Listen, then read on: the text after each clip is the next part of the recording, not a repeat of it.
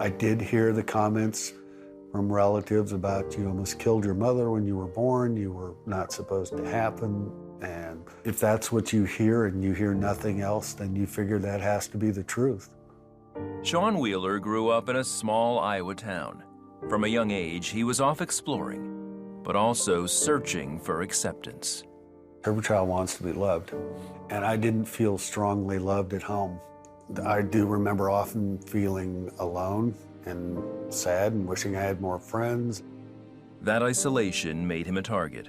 When Sean was 5, a friendly teenage boy lured him to a shed and sexually abused Sean. When he was done, he didn't hit me that I recall that day, but he certainly yelled at me. Suddenly the nice person that led me in there was gone, and he basically told me, you will keep your mouth shut because now no one's ever gonna want you.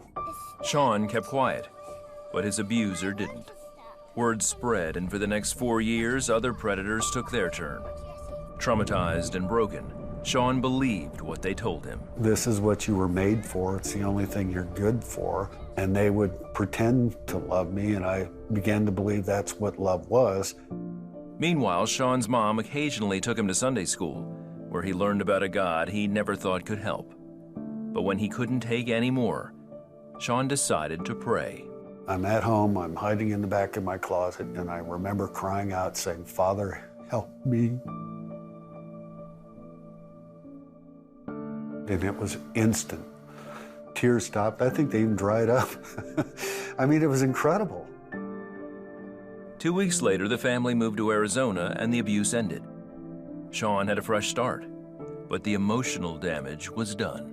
And I became a very angry kid because I thought I can't be vulnerable again.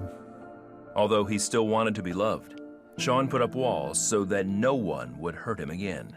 I just want to be accepted and feel like I belong, and I never felt like I fit. As he entered high school, Sean made a friend who led him in a prayer asking Jesus into his life. But Sean still had doubts that anyone, even God, could love him. If God knew where I was, where I'd been, and what had been done to me, and what I'd let people do to me, and all these other assumptions, He wouldn't want me to love me or forgive me. After high school, Sean joined the Navy, hoping for some structure in his life. But his past still plagued him. I grew from an angry little kid to an angry young man and a defensive adult. There was a big part of me that had become a person who said, the world is going to hurt you, so trust no one. He would spend the next 20 years in the Navy, carrying his burden and keeping people at arm's length. I wanted companionship, but I didn't want a true, meaningful relationship because I thought nobody could possibly want anything to do with me. Sean retired from the Navy with 2 degrees and began working as a landscape architect. It was then he started dating Susan, a strong Christian. But when it got serious, Sean did what he always did. He ended it.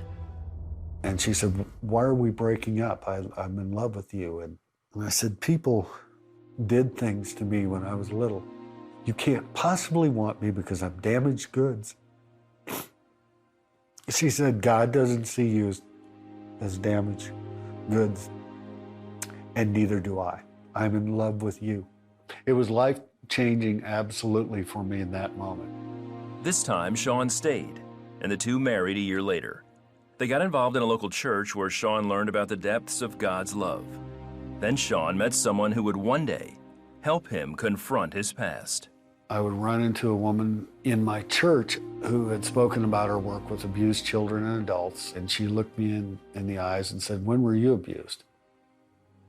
And I was stunned in that moment, absolutely stunned. The woman turned out to be a counselor. A few months into his sessions, she brought in a woman to pray over Sean. She started praying in tongues, and suddenly it's like my whole world, it changed immediately. Just like when I was a little kid in that closet. Same thing, that weight that fell off there, it's like boom, something else would fall off. And something else, and something else. It was such a joyful moment. The last of those things went, and all the shadows were gone, and this light filled in. It's like this light that we're working under here, only much brighter and complete. And I was free, and I knew it, and I still know it. Sean no longer saw himself as a mistake, but a person fully loved by God. My story really isn't about what people did to me. It's not even about the stupid mistakes I made on my own. It's about what God's doing in me and doing through me. And He has given me purpose. God says I'm a masterpiece. God says I have carved your name in the palm of my hand.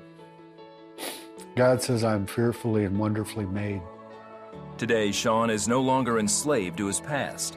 He has forgiven the people who abused him and even goes into prisons to share God's love to convicted child molesters. People ask me now how I can forgive. It's like, because God forgives me. It's no more complicated than that. He said, yeah, it's that simple. All you have to do is want to. No matter how broken you may think you are, if there's breath in your lungs, there's hope in your life.